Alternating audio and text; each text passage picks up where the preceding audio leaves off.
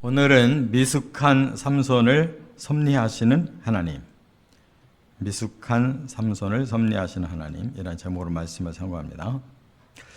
삼손이 이제 성장을 했는데 이 오늘 본문 14장부터는 어떻게 보면 정말 하나님이 후회하실 만큼 너무 정반대로 살아가는 모습을 볼 수가 있어요. 삼손은 본래 나시린으로 태어났습니다. 나시린이라는 건 하나님께 헌신된 사람이에요. 그가 스스로 깨닫든 깨닫지 못하든 이미 하나님의 법으로 정해진 사람이에요. 그 부모에게 그렇게 계시를 했고 또 그렇게 키웠어요. 그런데 여자를 좋아하는 거예요. 결혼하겠다는 거예요. 그래서 아버지가 그래 결혼을 하려면 우리 민족 중에 어느 딸과 결혼한다고 하는 거는 내가 좋게 생각하는데 어떻게 블레셋, 지금 원수의 나라의 여자를 좋아한다고 결혼하겠느냐, 이렇게 오늘 본문에 말하고 있죠. 그리고 또 하나 받은 사명이 이스라엘을 구원하라는 사명이에요. 다시 말하면 블레셋을 치라는 거예요. 근데 블레셋의 여자를 얻게 되면 블레셋과 친족이 되는 거잖아요. 이게 도저히 있을 수 없는 행동을 하거든요. 그러니까 삼손은 너무 미숙한 사람이에요. 자기의 그 육적인 욕망이 아주 가득하고 한번 그런 생각이 들어가면 막 그대로 실행을 해버리는, 부모 말도 안 듣고 하나님 말씀도 생각을 안 해요. 그냥 자기 정욕대로 사는 사람이에요. 그런데 어떻게 이 사람을 사사로 쓸 수가 있겠어요?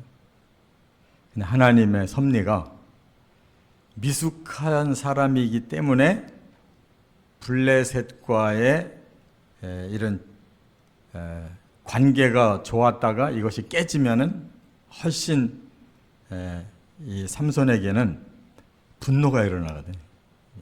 아주 육적인 사람이기 때문에 자기가 하고자 하는 일에 뭐가 방해가 되고 그러면 오히려 그것을 분노가 일어나는 것을 하나님이 역이용하신 거예요.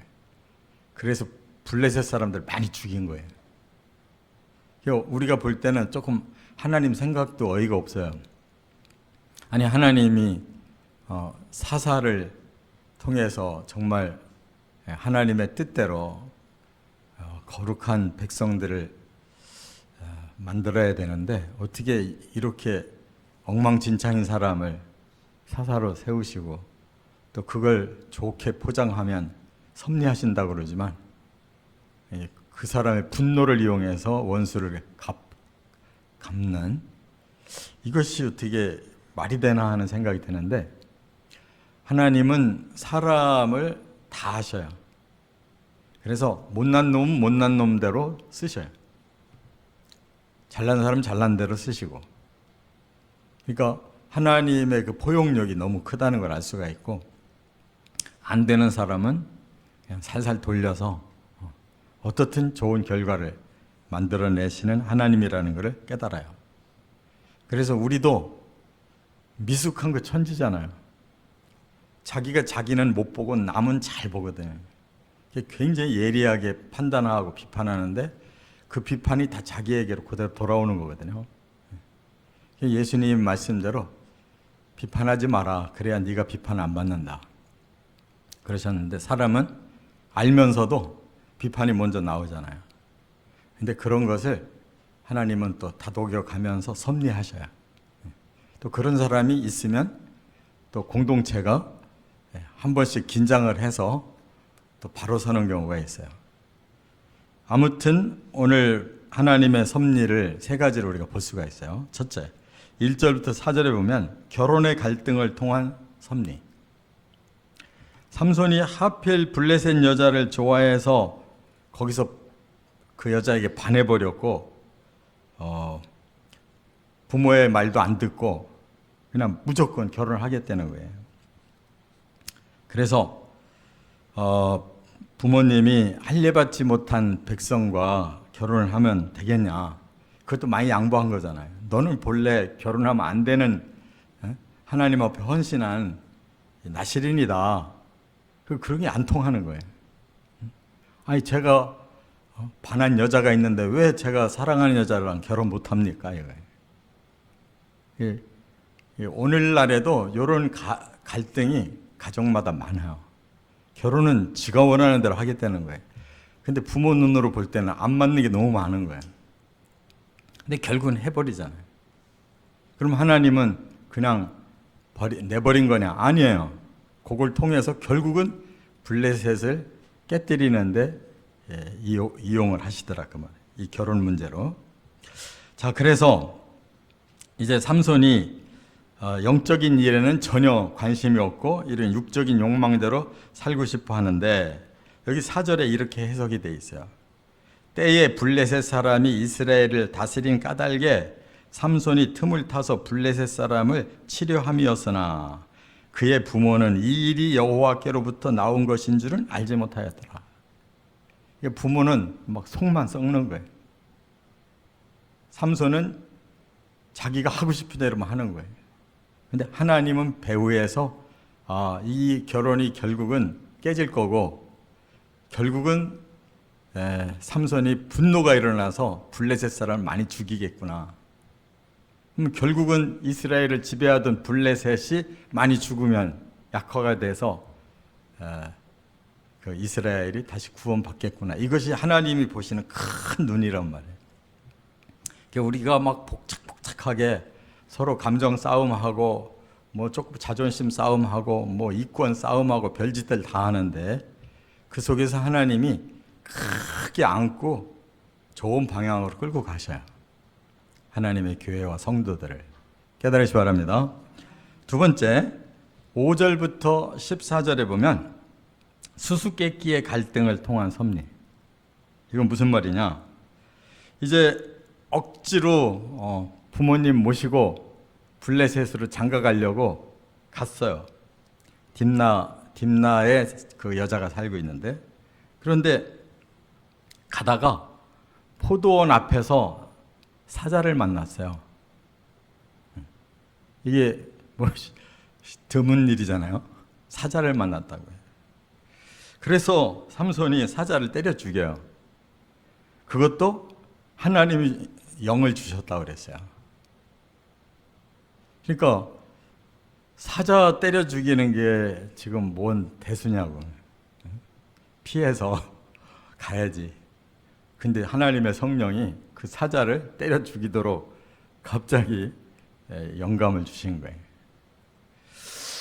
그런데 얼마 후에 이제 다시 그 여자를 만나려고 삼손이 혼자서 또 그 여자 집을 찾아간 거예요. 그랬더니 자기가 때려 죽인 사자가 이제 부패했을 거 아니에요? 근데 거기서 이 벌들이 꿀을 만들어 놓은 거예요. 그 사자의 시체를 통해서. 그래서 그거를 가지고 부모님도 드리고 지도 먹고 그러면서도 아무 말을 안 한 거예요. 그냥 넘어갔어요. 그런데 이제 드디어 결혼식을 하게 됐어요. 그래서 이제 딥나 그 블레셋 지역에서 이제 결혼 잔치를 일주일 했다는 거예요. 일주일. 그때에 삼손이 내기를 걸어요. 뭐라고? 청년 30명에게 내가 수수께끼를 낼 텐데 너희들이 풀면 내가 너희들에게 속옷 겉옷 해서 더블 30벌씩 주겠다.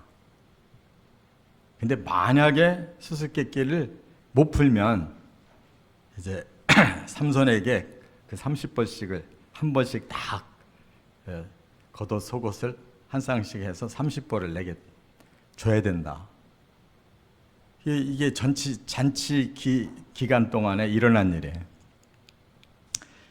그리고 이제 삼손은 자기 혼자만 아는 이 비밀 사자에게서 이제 꿀을 얻었잖아요.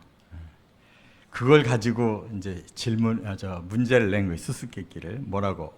먹는 자에게서 먹는 것이 나오고 강한 자에게서 단 것이 나왔다.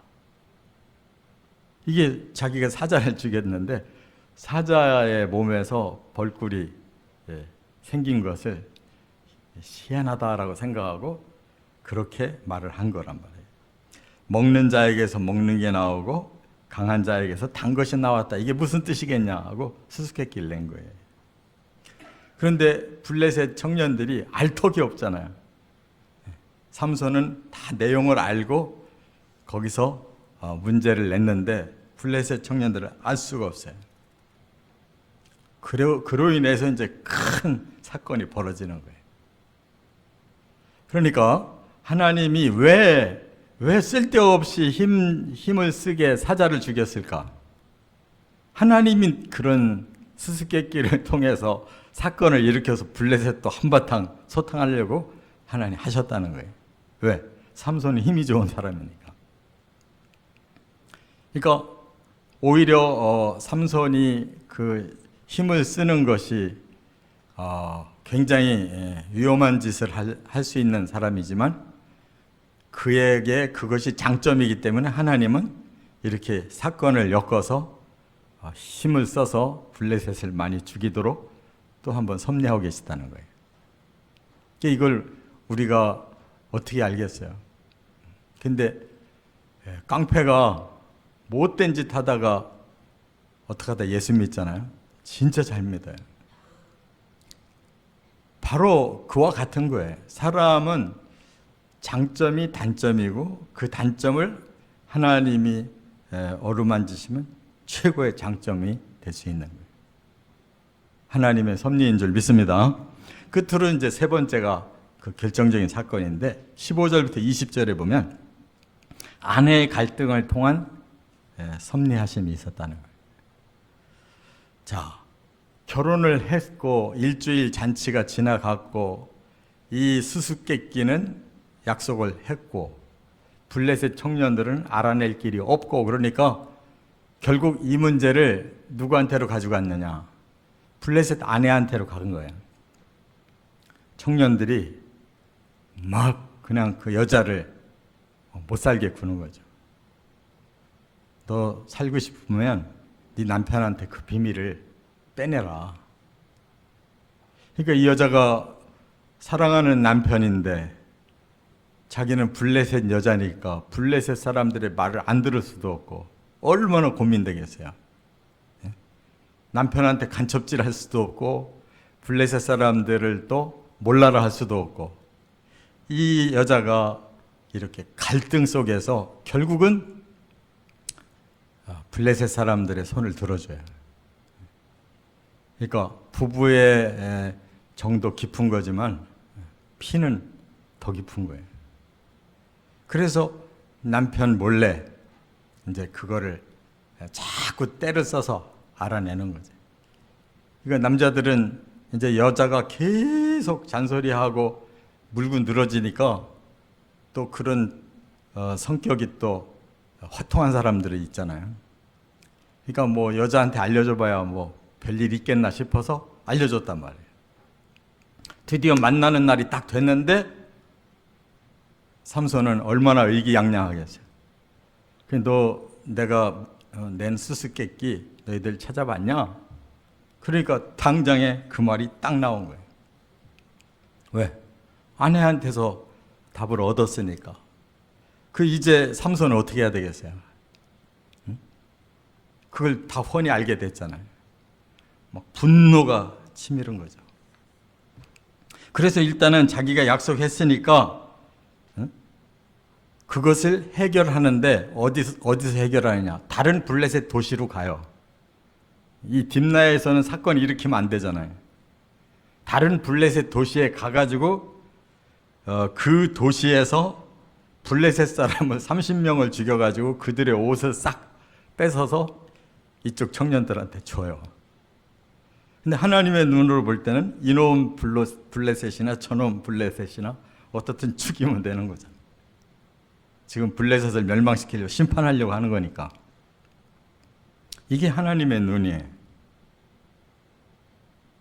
그래서 하나님의 목적은 항상 가장 그 중심되는 목적, 이들이 복받을 선이 있느냐, 이들이 심판받을 악이 있느냐, 이것을 항상 보시는 거예요. 최종 목표를.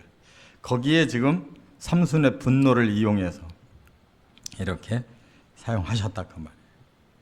그러고 나서 이제 블레셋과의 갈등이 더 깊어질 거 아니에요. 그래서 결국은 이것이 더 큰 싸움으로 더 이렇게 번지는 것을 우리가 볼 수 있어요. 이제 그 다음 15장에 가보면 더 큰 싸움이 벌어져요.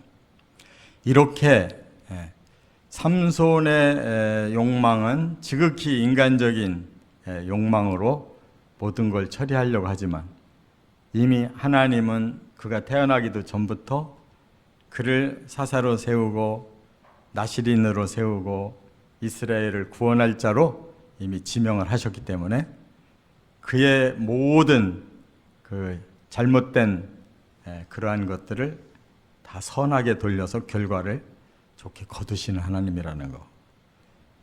우리가 아무리 미숙해도 하나님을 믿는다면 또 아무리 자기 자신만을 위한 기도를 하고 있다 할지라도 또 우리가 분노를 조절 못하는 그러한 것들이 있다 할지라도 이런 것을 다 두루 합력해서 선을 이루시는 것이 하나님이라는 걸 깨닫고 좀 더 하나님의 마음으로 들어가서 순종해 가는 저와 여러분 되시기를 주의 이름으로 축원합니다.